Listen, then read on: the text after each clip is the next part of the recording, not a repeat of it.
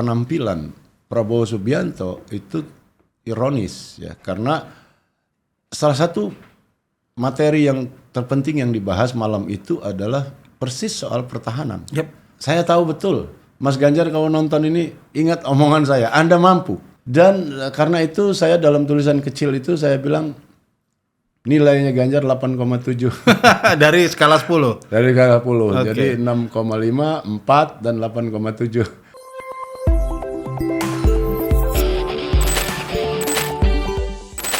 Open table.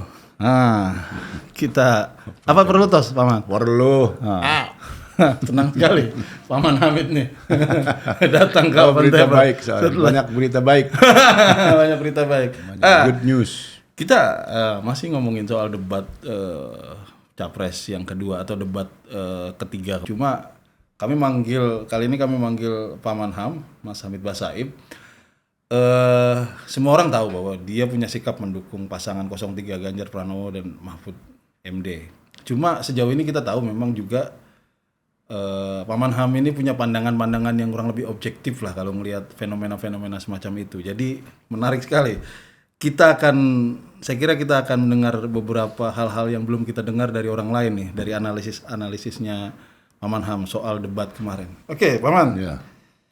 Soal debat kemarin secara umum lah, Paman ngelihat kemana? Ada 3 orang, Prabowo yang harusnya itu jadi panggung utamanya dia, tapi kita kelihatannya agak kecewa ngelihat dia tidak perform gitu ya. Iya. Ada Anies dan ada Ganjar. Gimana Paman ngelihatnya? Pertama kalau umum banget. Umum Artinya banget. saya mau lihat KPU-nya nih. Ya, oke. Yang juga tidak ada kemajuan dalam gitu ya? penyelenggaraannya, walaupun ada koreksi sedikit ya, misalnya diumumkan bahwa tidak boleh lagi melontarkan singkatan-singkatan, apalagi singkatan yang tidak umum. Tidak umum. Kecuali singkatan misalnya TNI, ya semua orang udah tahu. Polri, Humas tahu. Tapi kayak kemarin SGIE dan sebagainya pasti nggak ada yang tahu. Trik sulap itu. Dan kemarin ditekankan oleh KPU bahwa nggak boleh lagi begitu. Itu kemajuan yang lumayan banget. Tapi secara umum masih sangat lamban, masih sangat bertele-tele, masih mencerminkan distrust yang tinggi, bukan di kalangan mereka, tapi mungkin itu cerminan dari masyarakat kita keseluruhan. Betul. Bahwa nggak ada lagi yang percaya gitu loh, bahwa ini akan dilangsungkan dengan fair, sehingga harus ditunjukkan Buka amplopnya. itu kan sebetulnya ironis ya. Oke. Mudah-mudahan itu ke depan bisa berkurang lah ya. Kita agak malu melihatnya sebetulnya itu. Nah, debatnya sendiri ya tidak bisa dipungkiri, saya kira semua orang yang melihat pun bisa mengerti siapa bintangnya, yaitu Ganjar Pranowo.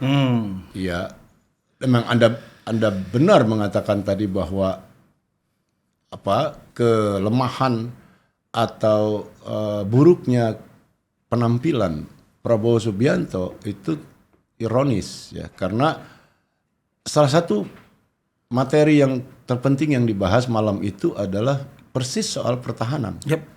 Soal yang begitu dekat sama dia, baik secara konseptual maupun secara praktis. Karena dia tentara, seumur hidupnya mengabdi di tentara. Membanggakan itu, sehari-hari pun selalu mengutip, saya tentara, saya ngerti tentara. Yang sangat dekat dengan urusan Hankam ya. Dan sekarang dia menteri pertahanan. Tetapi penampilannya sangat jauh daripada posisi formal dia dan pengalaman personalnya. Jadi intinya dia sangat jauh dari ekspektasi, jauh dari harapan yang wajar yang diharapkan oleh publik tentang isu ini. Mengecewakan penonton lah. Jangan penonton, pertahanan, geopolitik erat kaitannya ya. Bahkan ya politik luar negerinya terkait juga, karena urusan ini kan urusan pertahanan ini urusan dengan luar negeri. Ya, kalau ke dalam negeri kan namanya Kamtipmas, keamanan urusan polisi, bukan urusan tentara. Jadi itu tema yang udah jelas oleh panitianya didesain memang berdekatan gitu. Dan mestinya dia sangat memahami itu, dan itu yang tidak kita lihat. Memang ironis.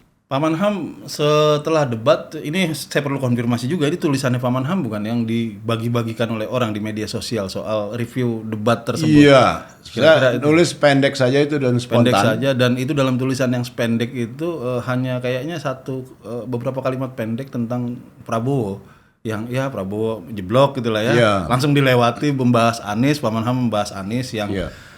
menurut Paman Ham tampil ya dia punya gaya retorika yang baik tapi kemudian sering meleset dalam detail. Iya. Gitu. Kacau ketika masuk ke detail-detail persoalan. Iya. Kayak apa contohnya? Ya misalnya soal presiden, Nah, dia kritik presiden ini kalau ke konferensi internasional, ya entah bilateral, entah multilateral, maksudnya kayak forum besar PBB atau OKI gitu ya, G20 banyak lah. Dan presiden kita makin sering ke luar negeri, kira udah Pak Jokowi aja udah berpuluh-puluh kali ya selama 9 tahun. Nah dia kritik gitu bahwa itu kok jangan cuma datang nonton langsung pulang. Loh, pertanyaan kita mau ngapain lagi seorang presiden di negara orang lain? Iya, iya. Kan itu perlu protokol yang rumit sekali persiapannya. Nggak bisa, kita juga nggak mungkin mau nerima misalnya Presiden Prancis datang ke sini ada pertemuan, habis itu Presiden Prancis bikin acara macam-macam lagi di sini. Kan kita nggak mau itu. Ngontrak dulu 1 bulan di sini gitu misalnya. Nggak mungkin. Asik kayaknya di sini gitu iya, ya. Kan enak nih di Bogor adem. Bisa saja itu, tapi kan itu butuh persiapan dan pengamanan terutama. Dan pengamanan 2 negara ini. Iya, kan rumit sekali. Jadi emang nggak boleh. Bukan berarti apa yang dikatakan Pak Anies itu nggak penting. Misalnya mempromosikan ini, mempromosikan itu, tentu saja itu perlu, ya. Dan pasti dikaitkan juga dengan anggaran yang tersedia. Tetapi kan itu bisa dilakukan di level lain. Karena eksposi kita ke luar negeri, misalnya pasti bukan hanya berkat seorang presiden kita ke sana, banyak sekali salurannya gitu. Iya. Kementerian aja ada berapa? Semua kementerian juga bisa membuat kita terekspos ke dunia. Malah terkesan jadi sentralistik kalau begitu ya. Kalau semuanya dipusatkan itu dia. Dan saya kira itu terkait erat dengan semangat Anies Baswedan yang mungkin terlalu bernafsu untuk mengkritik apa saja yang existing gitu, apa saja yang terjadi sekarang. Presiden Jokowi dan orang yang didukungnya. Nah, jadi kalau bahasa anak UIN itu namanya pendekatan dia lebih banyak nahi mungkar. Bukan amar ma'ruf. Bukan pernyataannya positif tapi menegatifkan pihak lain terus.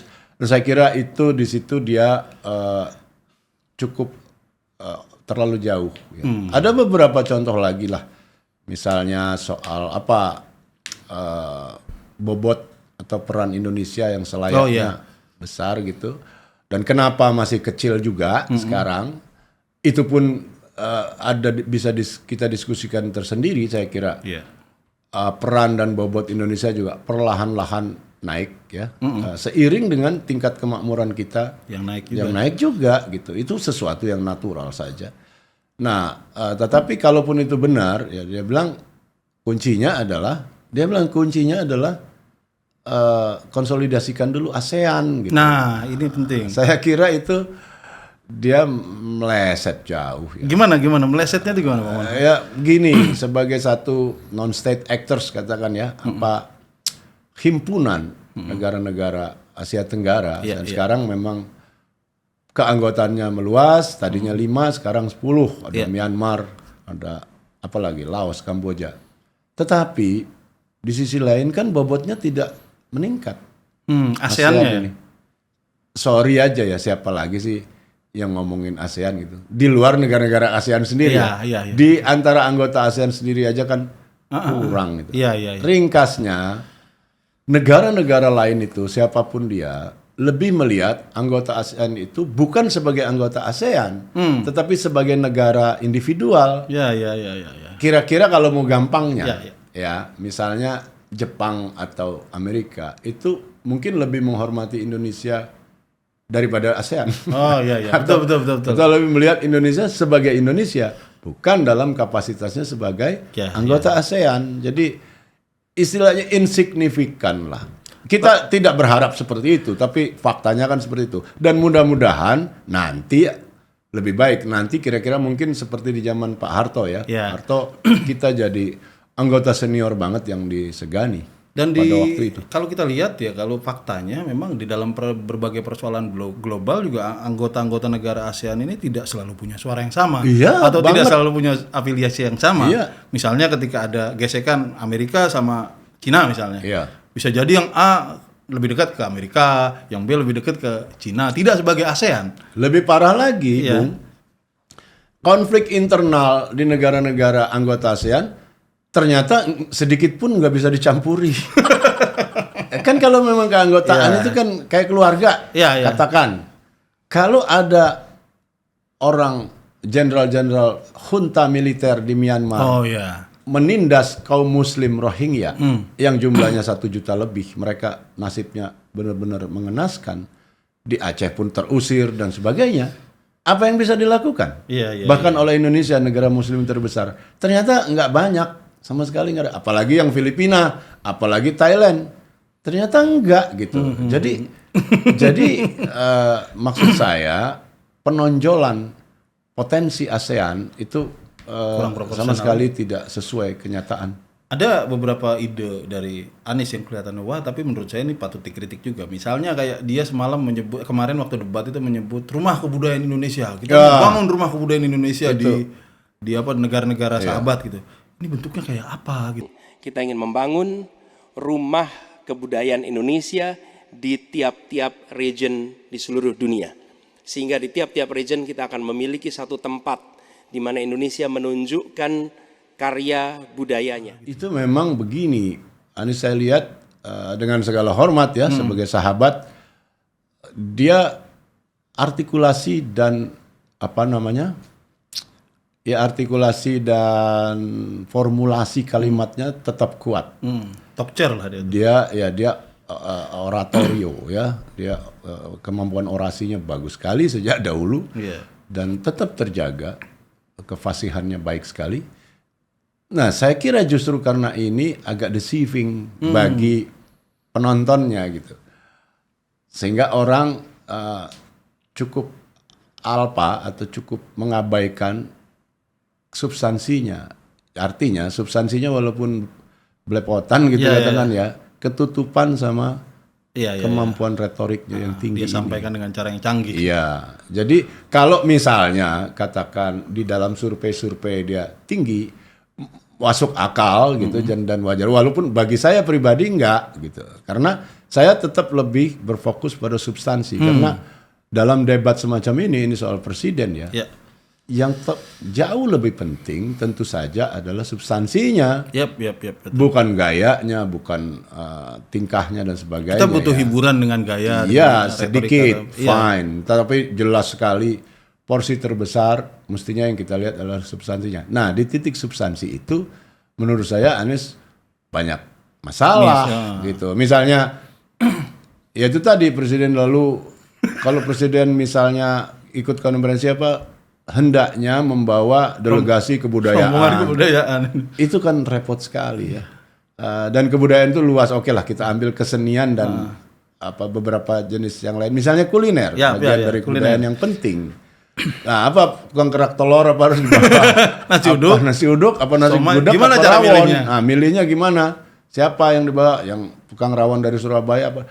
Dan seterusnya dan rumit sekali. Dan itu sentralistik banget. Iya dan apa poinnya gitu? Lagi-lagi seperti saya katakan tadi, apakah ini tidak penting? Oh ya penting, tetapi itu bisa di handle di level lain. Betul. Bukan di level presiden yang lagi ikut konferensi antar negara. Jadi maksud saya tahu Anies tidak selemah ini sebetulnya. Saya mengenal dia orang yang pintar sekali. Tapi harus diakui bahwa di sini ide-idenya cukup menggelikan, agak konyol dan menggelikan. Kita membayangkan nanti mungkin tamu negara ketika bertamu ke negara lain bawa rombongan sebanyak itu orang Anda mau bikin karnaval? Ya, apa-apaan nih gitu. Belum soal biaya. Dan sorry kalau kita lihat negara lain lagi, apa ada presiden lain yang melakukan itu? Kan nggak ada. Gitu. Kalau presiden Perancis atau perdana menteri Jepang ke sini, yang nggak bawa, dia akan bawa nanti 3 bulan lagi ada diurus sama kerjasama kementerian lainnya gitu. Itu pun sebagian misalnya teaternya gawat, nanti ada musik jazz dari Kanada sering di sini. Dan juga. itu berjalan baik-baik saja sejauh ini. Biasa saja ya, nggak ngintilin presiden. Iya. Ngintilin presiden. Jadi ya, aduh saya agak hampir nggak percaya bahwa itu diucapkan oleh sahabat saya yang sangat pintar. Ya. Oke, sekarang kita ke calon presiden 03. Wah, ini favorit saya. Ini favorit. Katanya hebat sekali tampilnya semalam. Iya, jadi kalau kita komparasi lah ya dibanding penampilannya dalam debat sebelumnya jauh saya kira. Di sini Ganjar sudah jauh lebih confident, percaya dirinya muncul, ya, dan mungkin juga karena didongkrak oleh jaket Top Gun. Iya, mengagetkan. Dan itu pilihan yang cerdik menurut saya, gimmick yang kuat. Warnanya enak dilihat, hijau begitu, ada banyak. Bahkan bikin Prof Mahfud kelihatan lebih ganteng. Iya, dan yang dulu kan disaster Pak Mahfud tuh, pakaian adat. Pakaian adat apapun saya kira untuk debat semacam itu tidak akan tepat. Ya. Nah, kita kembali ke sini. Ganjar itu sangat convincing. Dia penuh percaya diri, dan itu saya kira terutama karena bukannya kepercayaan diri yang kosong atau gembung, tapi kepercayaan diri yang memang ditopang oleh kemampuannya memegang data dengan analisis yang tajam dan logis dan masuk akal. Nah, itu yang membantu dia menurut saya, dan saya senang sekali melihatnya karena dia tampil presidential. Ya. Tapi juga di beberapa titik tetap bisa santai. Itu menurut saya kuat sekali. Saya ingat semalam ketika dia ngomong Renstra. Dia sampai, saya perlu jelasin Renstra kepanjangannya. Itu dia editing humorisnya jalan dengan cepat. Dan yang kedua ketika dia nyindir Anies bahwa Anies bilang tadi di bawah 10%. Sebut aja angka yang pasti. Habis itu dia kata 11 dari 100. Ya saya cuma mancing supaya Mas Anies percaya diri ya, berani. Itu keren. Itu Mas Anies gak usah takut. Disebut aja angkanya berapa gitu loh. Kayak saya gitu loh. Jangan di bawah 5, sebut aja berapa. 11 Mas, dari 100. Oke. Ini sedikit ngajari kendel Mas Anies biar berani. Itu maksud saya jok-jok semacam itulah yang juga diperlukan. Jadi jangan berpanjang-panjang, ringkas tapi mengena dan tajam. Witty, namanya witty, betul. Ya, dan tidak menyinggung orang, yang penting tidak menyakitkan hati orang. Betul. Dan karena itu saya dalam tulisan kecil itu saya bilang nilainya Ganjar 8,7 dari skala 10. Dari skala 10, jadi 6,5, 4 dan 8,7. 6,5 Anies, 4. Nggak usah dipertegas. Oke. Saya kira udah tahu, tapi saya senang sekali ya, dia kembali ke formnya, dan mudah-mudahan habis ini dia stabil atau makin meningkat. Karena apa? Saya tahu betul dia benar-benar bisa sebetulnya itu. Dia benar-benar karena itu buat saya tidak mengejutkan penampilan. Karena setahu saya memang dia performance-nya memang bagus. Yang saya heran justru kenapa dalam debat pertama itu dia agak terpendam, mungkin masih adaptasi, kikuk, gagu, sekarang udah hilang. Dan thank you so much Mas tapi Paman, itu soal penampilan, idenya Mas Ganjar ini apa yang menarik? Karena kalau saya pribadi melihat ini menarik sekali karena Mas Ganjar selama ini seolah-olah, saya ingat dulu Mas Ganjar itu dicitrakan, dihantam isu capres paling lokal katanya gitu lah. Ngerti apa dia kalau ngomong-ngomong di luar ini, hubungan internasional paham apa dia gitu kan, urusannya Jawa Tengah doang gitu ya. Tapi semalam brilian gitu. Kalau Paman ngeliatnya gimana soal ide yang dia sampaikan? Begini, pertama anggapan bahwa dia tidak mengerti gitu atau minim sekali pengetahuannya itu sudah pasti tidak benar. Sejak zaman mahasiswa, jadi dia junior saya ya, walaupun kami beda kampus. Sejak mahasiswa, sejak kemudian di Partai Demokrasi Indonesia Perjuangan, Yap. ya dia cukup mengikuti. Ya kan cuma dia nggak perlu gembar-gembar dong. Iya. Ya toh. Karena apa? Karena kebetulan bidang dia persisnya tidak selalu itu atau belum tentu itu gitu. Tidak berarti orang tidak mengerti. Iya. Kalau saya cukup mengerti lah ya. Ya tentu dia tidak sehebat Profesor Samuel Huntington, Ya. Francis Nggak Fukuyama. adil nih kalau. Iya, tetapi kalau buat standar ya di atas standar. Jadi Iya. Wawasan artinya wawasan bukan wawasan wawasan. ada dan malam itu dia tunjukkan Iya. dengan meyakinkan. Dengan meyakinkan. Misalnya juga data yang dia pegang kan dari lembaga-lembaga internasional semua. Betul. Data kemiliteran kita. Yang kata Pak Prabowo rahasia negara. Bukan. Nah, pertahanan beberapa aspeknya tentu saja rahasia negara. Betul. Seperti juga misalnya kondisi ekonomi kita di tangan Bank Indonesia, misalnya di OJK, itu rahasia negara. Ada banyak rahasia negara, tapi jauh lebih banyak lagi yang bukan rahasia negara, bahkan dalam soal pertahanan. Betul.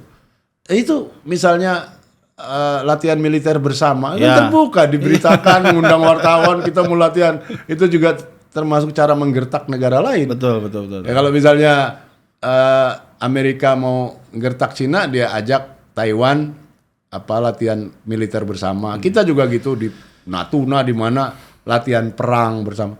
Itu sama sekali nggak rahasia. Dan sepanjang yang kita lihat di dalam perdebatan itu, isu-isu yang menjadi pokok perdebatan itu tidak menyentuh soal Sama sekali. rahasia negara sama sekali. Misalnya apa yang ditanyakan? Anggaran. Ya, anggaran. Penyerapannya. Itu jelas. Kan sama sekali itu informasi umum. Iya. Orang Pak Ganjarnya dapatnya dari lembaga-lembaga asing kok malahan. Artinya orang dan itu bisa Australia diakses di internet. Internet. Saya nggak ngerti kenapa Pak Prabowo terus-menerus berkilah atau berkelit bahwa itu rahasia negara, bahwa pertahanan adalah sakral dan sebagainya. Dan karena itu tidak bisa saya buka. Loh, apa aspek apanya gitu kan? Orang nggak. Kayaknya ya, baru mereka juga ngerti mana yang apa rahasia negara mana yang bukan. Iya, itu terkesan membodohi menurut saya. Segala-galanya mau dibilang rahasia negara. Jangan-jangan mau menutupi sesuatu kan jadinya. Kita jadi kayak pertanyaannya semalam, bertanya-tanya. pertanyaan Mas Ganjar semalam kepada yang didesak ke Mas Ganjar kepada Pak Prabowo itu kan salah satunya alasan kenapa rankingnya soal pertahanan Indonesia ini turun. Ya. Lah orang bisa meranking artinya bukan rahasia kan? Itu kan bukan rahasia sama sekali. Ya, anggarannya sekian, kinerjanya sekian, bisa diperbandingkan. Kan ada skornya, ada normanya, diakui di internasional gitu, ada metodenya. Sama sekali bukan. Dan keputusan rahasia. Dan Mas Ganjar juga mempertanyakan misalnya proses keputusan pembelian beberapa pesawat bekas misalnya. Itu kan bukan rahasia. Tiap hari diberitakan dulu. spesifikasinya, jenisnya, Mirage katanya kan, dan sebagainya. Apa yang rahasia? Dan yang fatal menurut saya dalam hal ini Prabowo cenderung menyalahkan Menteri Keuangan Sri Mulyani. Itu lagi. Jadi Pak Ganjar, saya sudah buat rencana, tetapi yang menentukan termasuk Menteri Keuangan. Dan masalah yang kita hadapi, tolong ya, saya memang sudah jadi Menteri Pertahanan 4 tahun, tetapi kita diganggu oleh COVID. Dan dalam poin ini, Anies 100% benar. Apa tuh menurut saya ketika dia bilang, ya kalau mau berdebat, berdiskusi ya dibuka di sini. Iya, betul. Bukan di tempat tertutup, di tempat lain, dalam kesempatan lain. Memang ini forumnya. Ini puncak. Kalau soal alokasi waktu di seluruh dunia, apalagi di forum-forum besar, Anda di PBB nggak mungkin bisa ngomong 2 jam. Ada 200 negara. Dan seterusnya. Memang di situ. Kalau alasan Pak Prabowo, saya nggak dikasih waktu, semua juga nggak dikasih waktu. Sama kan alokasi waktunya. Dan seolah-olah, nah di situ justru diuji kemampuan dia bagaimana menerangkan isu yang sebesar itu dalam waktu sesingkat ini gitu. Loh, yang lain juga bisa kok ngutip data. Pak Ganjar misalnya ngutip data kan cukup detail tuh. Iya, betul. Ada angkanya, ada apa. Kan ada waktunya. Betul. Nah, kalau Pak Prabowo punya tandingan atau punya versi dia yang menurut dia yang paling benar, ya kan tinggal dikemukakan saja. Bahkan Ganjar menawarkan gestur yang bagus sekali. Silakan kalau ada asisten bantu diizinkan. Bahkan saya sudah memberikan ruang terbuka, kalau ada staf yang bisa membantu silakan berdiri di sini. Staf saya, oh Anda mau bilang angkanya silakan naik ke sini. Akan saya tunjukkan kalau Anda mau membantu. Terima kasih. Dan itu tidak dimanfaatkan juga oleh Pak Prabowo sambil tetap berkilah ini sakral dan sebagainya. Saya dengar Jadi cerita dari belakang panggung tuh Paman soal kenapa sampai Ganjar itu menawarkan orang untuk oh ya, bagaimana? karena ada yang teriak-teriak di belakang katanya dari arah pendukung 02 bilang oh ngaco lah atau apalah. Makanya Ganjar kemudian merespon silakan kalau ada yang mau bantu gitu. Mungkin memang bener dia ngaco, tolong dibenarkan gitu. Iya, mungkin saya yang ngaco Iya, gitu kan. Tapi ini saya agak concern sama saya pribadi dan mungkin nggak saya sendiri ya, concern dengan penampilan Pak Prabowo sekali lagi. Maksud saya ini adalah debat di mana kita mempertanggungjawabkan wawasan, pengalaman kita di depan publik. Iya. Saya merasa Pak Prabowo tidak menyiapkan diri dengan baik di forum yang sepenting itu gitu. Yes. Kalau Pak Manham melihatnya gimana? Iya, sama. Saya malah lebih prihatin. Ini lepas dari saya mendukung siapa. Iya, itu. Ya. Saya melihat tiga-tiganya itu orang-orang terhormat, yang paling terhormat sekarang ini, dan selayaknya mereka dihormati, dan selayaknya juga kita melihat penampilan mereka yang terbaik, yang elegan, yang menunjukkan statesmanship yang tinggi, kenegarawanan, yang menunjukkan juga gestur yang baik, dan sebagainya, dan seterusnya. Dan tentu saja ini yang paling penting adalah mengemukakan pernyataan-pernyataan yang bersifat statesmanship dan konseptual yang menunjukkan wawasan kenegarawanan dan tanggung jawab yang besar gitu. Kita ingin melihat tiga-tiganya seperti itu. Ya, kalau seru kan, kalau semuanya kuat kan hebat Kan bagus dan kita bangga dan gitu. debat itu kan sebetulnya bukan zero sum game ya, bukan dong. bukan game yang saling mematikan. Bisa saja tiga-tiganya brilian gitu misalnya. Nah, dalam hal ini kita juga harus fair. Cara Pak Prabowo saya kira baik ya. Dalam hal kalau ada yang dia akui kebenarannya dia akui. Fair, dia selalu begitu dari dulu yang kita juga bisa lihat. Dia bukan baru kali ini. Dan saya kira itu sikap yang terpuji ya. Walaupun dan dia nggak bisa jatuh gara-gara itu. Iya betul. Kan dia selalu normal aja. Saya kok banyak setuju dengan Pak Ganjar ya. Ya. Kalau benar masuk akal, saya setuju. Kalau ngomong ya kumaha. Itu menunjukkan fairness dia dan kita hargai di situ ya. Tapi yang lain-lainnya memang cukup mengecewakan ya.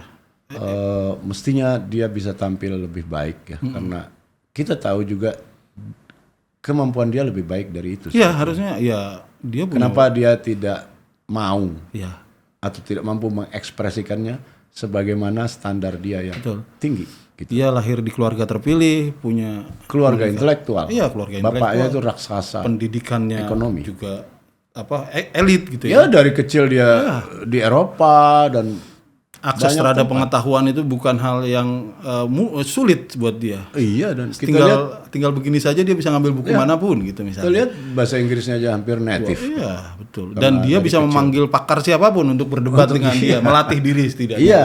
Dan selama ini dia selalu membangga-banggakan itu kan. Saya mau mengumpulkan pakar-pakar. Iya. Itu yang tidak saya lihat jejaknya kemarin malam itu. Ya itu dia. Kalau dalam jurnalistik juga mestinya ini berlaku ya. Di jurnalistik itu kalau Anda nulis, nah sarannya adalah show it, don't tell. Jadi jangan bilang saya ini belajar nulis di sana di sini puluhan tahun ini. Ya diam aja, tunjukin aja dengan kualitas tulisannya. Sampai orang gitu. Pinter nulis. Iya, biar orang yang ngambil kesimpulan. Jangan dia bilang saya ngumpulin 60 profesor segala macam. Nggak penting 60 atau 600 atau 1. Penting itu ada nggak, keluar nggak, terekspresikan through you kan, gitu, melalui Anda gitu kan. Ya itu ya kita sayangkan ya sebagai salah satu calon presiden. Ini pertanyaan yang agak klise Paman. Banyak pandit yang kemudian menganggap bahwa debat itu secara statistik nggak penting. Debat itu tidak banyak mengubah hal gitulah. Ini debat adalah terjadi di momen di mana pilihan semua orang sudah mengeras gitu ya. Ya saya pilih Anies misalnya, atau saya pilih Ganjar, apapun yang terjadi ya saya tahu kalau dia hebat, gitu misalnya, atau saya pilih Prabowo, dia babak belur di debat juga, tapi saya tahu dia hebat, saya tetap akan pilih dia gitu. Bener nggak? Kalau kita ngelihat dari beberapa kali debat dan animo orang sejauh ini, mungkin bukan beberapa kali debat lah, beberapa kali pilpres. Oh, beberapa kali pilpres. Oke, lebih kuat menarik. ya. Itu memang kelihatan, walaupun saya lupa angka-angkanya, kecil sekali, mungkin 3-5%. Jadi kira-kira kalau kita sebut kontribusi elektoralnya debat terhadap pemilih pilihan di D-Day ya, di hari pemilihan, itu ada taksiran 3-5% dengan metode perhitungan tertentu. Itu yang terjadi selama ini gitu. Ini pun beberapa orang yang suka survei gitu, yang suka menyurvei, itu juga mengemukakan masih angka yang lama itu. 3%, 2. Ada rumusnya dan sebagainya. Saya terus terang tidak bisa memastikan karena saya tidak menghitung sendiri, tidak pakai metode tertentu, tapi yang saya lihat hanya berdasarkan kesan ya. Sekarang mungkin tingkatnya lebih tinggi. Ya, pertama proliferasi medsos begitu kuat.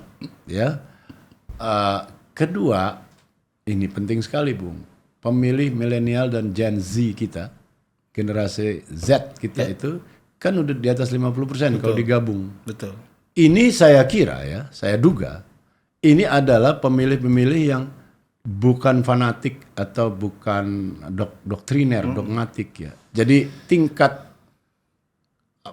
fluktuasi atau kemungkinannya berubah itu tinggi. Lebih besar dari. Ya, lebih besar dari generasi sebelumnya gitu.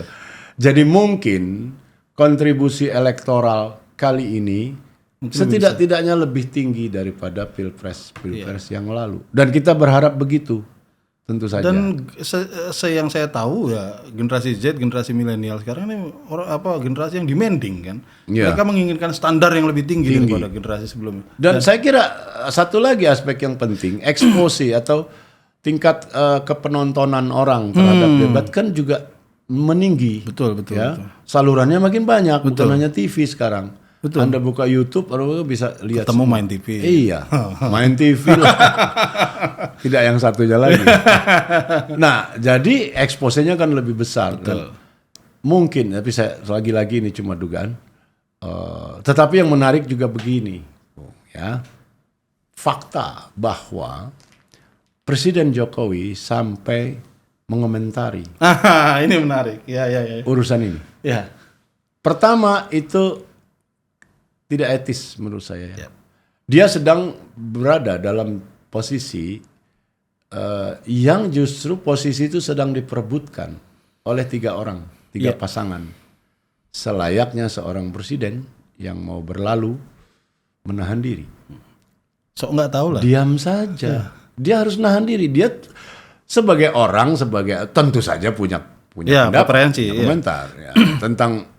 tentang bakmi Jawa aja dia punya komentar kan, mendapatkan, apalagi soal sepenting ini pasti punya. Tapi kan tidak semua yang dimiliki itu harus dikeluarkan, terutama kalau dia dibatasi oleh jabatannya sebagai presiden. Dan kita lihat sekarang dia cukup panjang mengomentari ini, menyinggung soal-soal etik personal dan rahasia negara. Tujuan debat adalah edukasi, bukannya mengecam secara personal dan seterusnya. Sebuah komentar yang bukan hanya isinya aneh, tetapi juga kepanjangan untuk seorang presiden. Apa itu artinya? Saya menduga, lagi-lagi ini menduga, saya nggak mewawancarai Pak Jokowi. Saya menduga itu cerminan dari kekhawatiran dia. Kekhawatiran bahwa jagonya ini, termasuk anaknya tentu saja, itu bisa rawan nih posisinya. Bisa terancam. Ini kalau kualitas debatnya seperti kemarin. Gitu. Saya akan kejar soal ini. Tapi saya juga punya catatan bahwa ini di luar pola komunikasinya Pak Jokowi. Tadi seperti Paman Ham bilang bahwa biasanya dia lebih anteng nih. biasanya dia lebih bisa menahan diri sebetulnya. Bahkan untuk hal-hal yang langsung mencerca dirinya, Iya, betul. dia tiba-tiba sangat sedikit komentar atau tidak berkomentar sama sekali. bahkan saya mencatat ada perubahan ton emosi satu hari setelah debat, besoknya dia ditodong wartawan, dia ngomong, ditanya, "Pak, Menteri Pertahanan dikasih skor 5 oleh Mas Ganjar," gitu kan. Iya. Gimana responnya? Dia kayak, ya tanya sama Menhan, gitu kan. Saat tanya sama Menhan, dia tanya.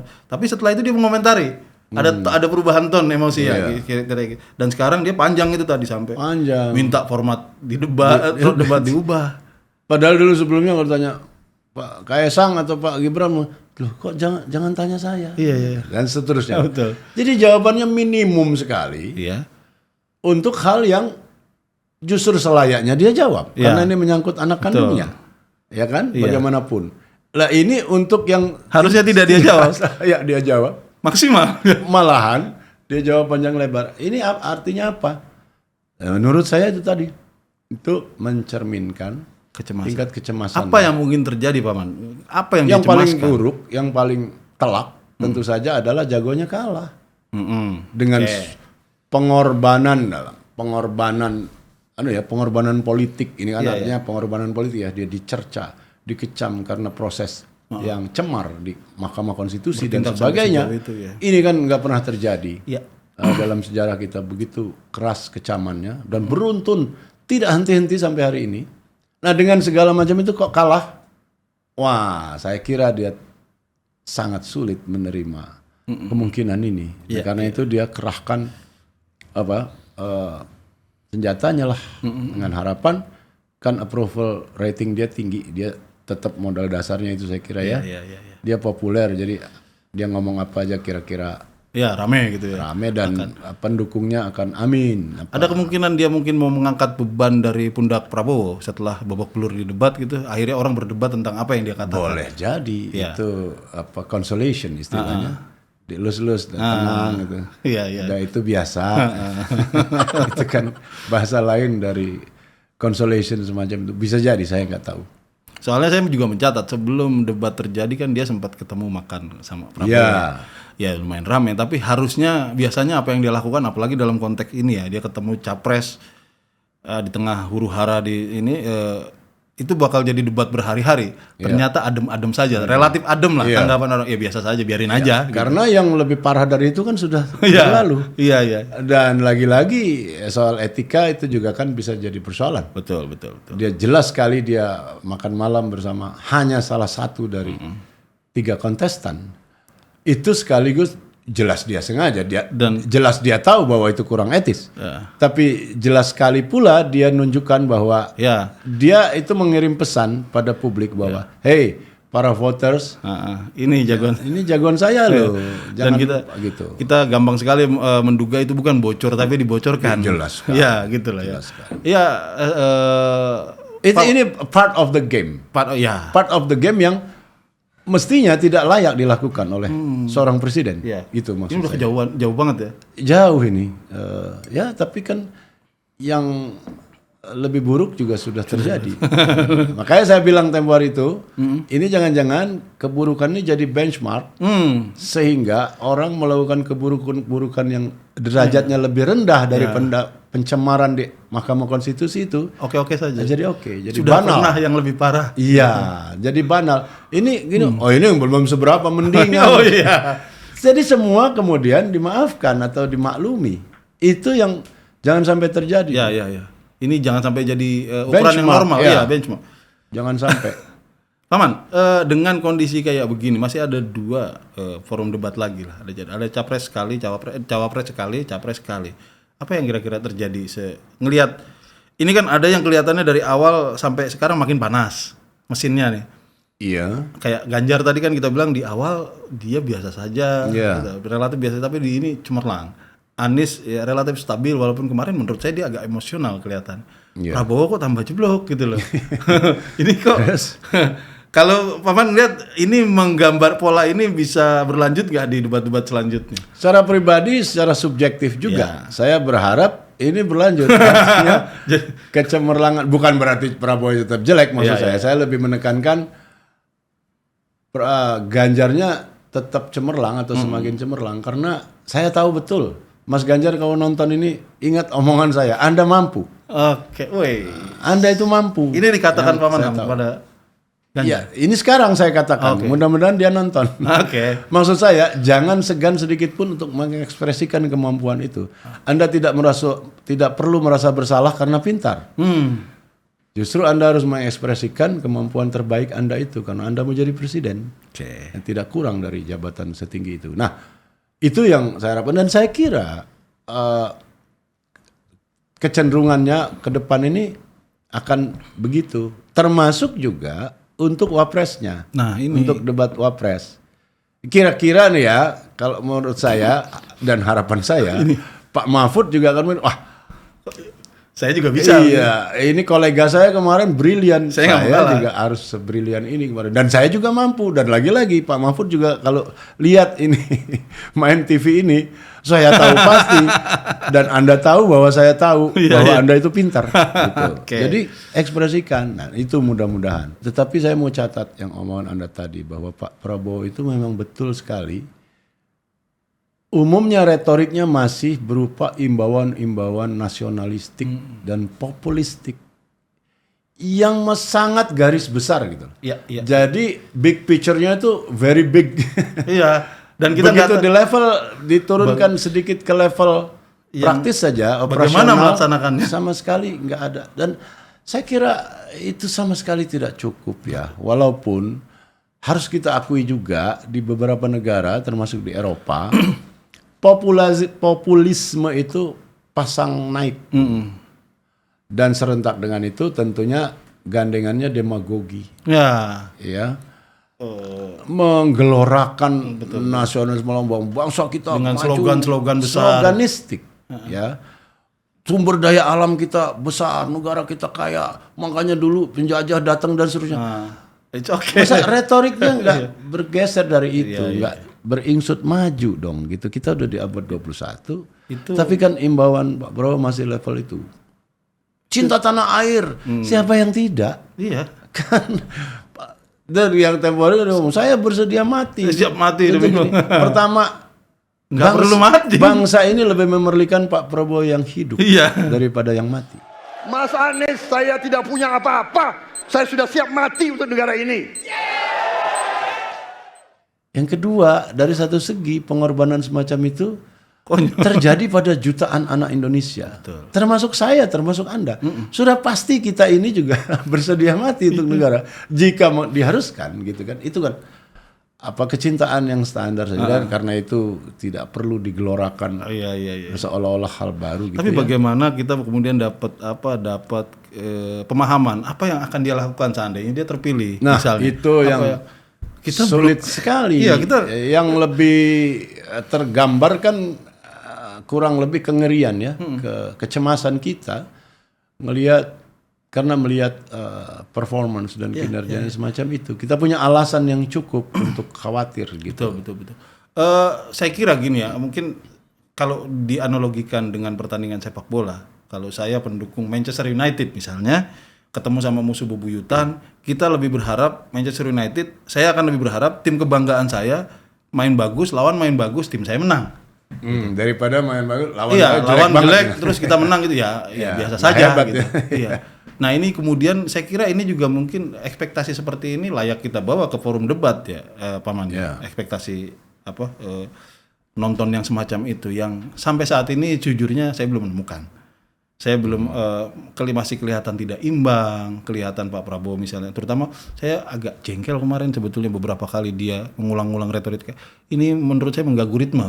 Gitu. Ini udah ngobrol asik-asik tiba-tiba dia ngamuk gitu loh. Tiba-tiba dia merasa dilanggar masalah pribadinya. Itu ad hominem Iya, itu aduh saya agak terganggu. Iya, karena debat yang baik kan based on argument ya. Iya. Bukannya based on ad hominem gitu. Argumentum ad hominem bahasa Latinnya itu kan. Jadi bukan berargumen tapi sebetulnya misalnya menuduh atau menuding motif-motif orang mengemukakan sesuatu. Betul. Lebih baik dibahas sesuatunya itu kan. Bukan motif orang, motif kan urusan masing-masing. Nggak ada yang tahu juga. Iya, nggak ada yang tahu, nggak ada yang bisa. Yang ketahuan pasti kan isinya. Tapi biar fair gini Paman, beberapa keluhan Pak Prabowo semalam kan soal rahasia negara kita sudah bahas. Ini soal tudingan menyerang pribadi, gitu lah, menyerang personal, urusan privat gitu misalnya. Apakah itu fair? Yang juga dibela oleh Pak Jokowi gitu. Saya sih itu sesuatu yang debatable ya. Anda bisa melihat itu sebagai personal dari satu segi, tapi juga tidak dari segi lain. Anies saya kira bisa berargumen bahwa tidak ada hal personal yang saya kemukakan. Anies kan tidak ngomong misalnya kondisi rumah tangganya. Oh iya. Pak Prabowo. Iya. Nggak ada sama sekali. Yang dibahas malam itu semuanya ada di laporan Publik. kekayaan. Ya, itu udah tetap masuk wilayah publik. Iya. Sebetulnya. Apalagi sebagai pejabat. Iya. Ya, itu tadi debatable sebetulnya. Nyerempet dikit ya, tetapi saya rasa yang terpenting adalah tidak perlu menuding Anies itu sebagai orang yang membidik soal personal atau soal etika. Tidak perlu kan? Tidak usah sejauh itu. Lagi pula kembali, bahas saja substansi yang diucapkan. Iya, betul. Iya kan? Misalnya dia ngomong tanah Pak Prabowo 340.000 hektar. Ya, memang disayangkan juga Anies versi pertamanya salah. Iya. Jadi Dan lama, jadi ralatnya lama. Setengah jam kemudian. kayaknya dia nggak puas banget ini. Iya. Saya ralat lagi. Iya, dan saya juga kaget. Saya hafal angkanya juga ya. Memang 340 hektar kan nggak gede. Dalam konteks tambang sama sekali tidak besar. Oke. Sebelum saya menjawab pertanyaan itu, saya mengklarifikasi tadi data yang meleset. Maaf Pak Prabowo, angkanya terlalu kecil. Bukan 320 hektar, tapi 340.000 hektar. Saya klarifikasi. Kemudian Itu pun salah. Melanjutkan Itu pun salah. atas apa yang perlu saya sampaikan. Mas Anies.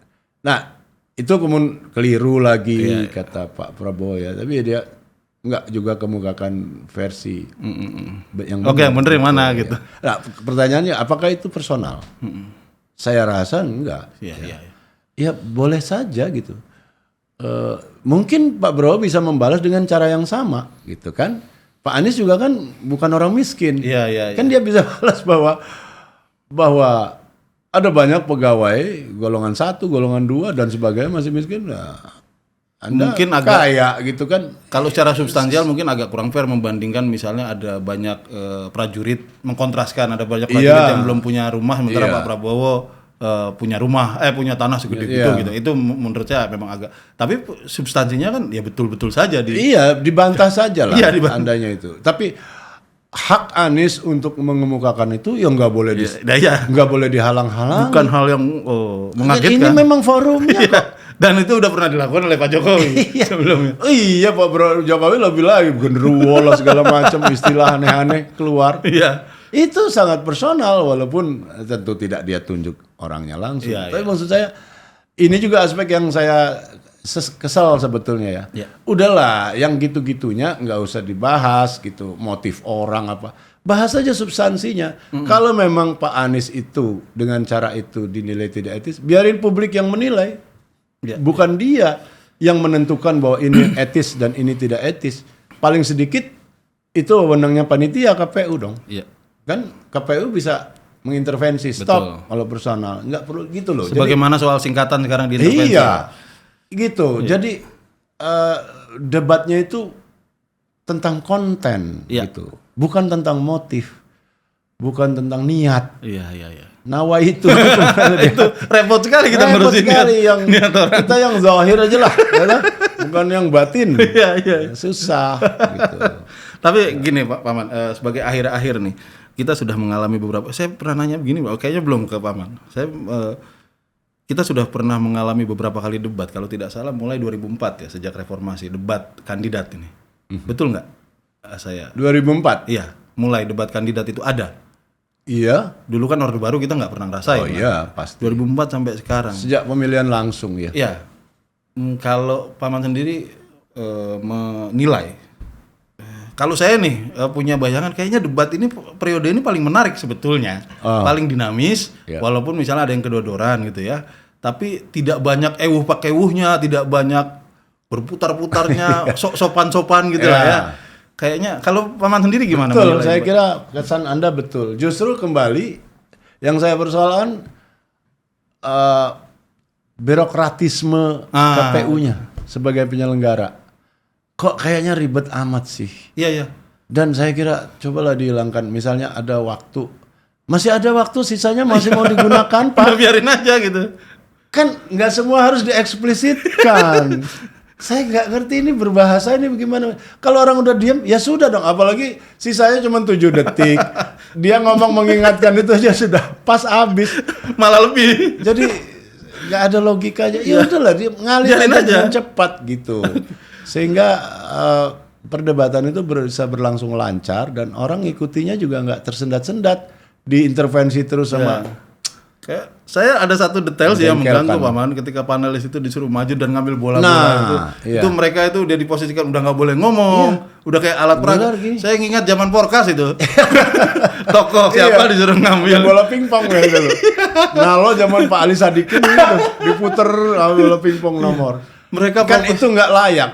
Profesor. Nah maksud saya para profesor, sahabat-sahabat saya, sebagian saya kenal pribadi Anda itu, masa nggak protes, nggak menunjukkan keberatan sedikit itu bahwa Anda diperlakukan begitu. Saya kayak disuruh ngambil nomor Porkas itu. Digagal disebut panelis kita diperkenalkan satu persatu, tapi nggak boleh ngomong. Dikasih mic enggak. Tugasnya ngambil bola itu bernomor dan sampul masih ditutup ya. Ini lihat masih disegel, buka. Nah, aspek itunya itu bisa dilakukan oleh host, sebetulnya gampang sekali itu. Makanya masa kita begitu amat sih gitu menyelenggarakan debat. Mudah-mudahan berikutnya yang nggak perlu itu nggak usah lah gitu. Simple sudah prinsipnya. Manfaatkan waktu efisien gitu. Banyakin debatnya aja deh gitu. Iya, banyakin debat daripada 2 menit Anda kasih 3 menit misalnya 4 menit. Daripada closing statement 4 menit atau pembukaan opening 4 menit tambahin 6 menit. Iya. Karena Anda dihabisin sama bertele-tele yang nggak karuan itu. Gitu. Tapi kita dalam hal ini sepakat ya bahwa ini periode sejauh ini paling menarik ya. Saya rasa ya, dan mudah-mudahan iklim kebebasan semacam ini dipertahankan dan biarin publik juga bisa lihat gitu loh bahwa berdebat kayak gini nih nggak apa-apa. Baik-baik saja. Biasa.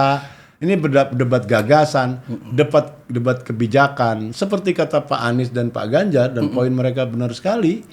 Bahwa ini bukan soal pribadi-pribadi. Bukan saya benci Pak Prabowo atau Pak Prabowo benci si Anu. Enggak, Pak Prabowo juga begitu kan. Ini kan soal menilai kebijakan negara yang kebetulan sedang direncanakan atau telah dilakukan oleh orang yang telah menjabat. Bukan soal personal. Dan harus banyak-banyak dilakukan itu. Harus sering-sering gitu supaya terjadi edukasi yang sehat. Oke, Paman. Terima kasih banyak komentar-komentarnya nih. Oke, kita ketemu di debat-debat selanjutnya. Mudah-mudahan. Makasih. Terima kasih.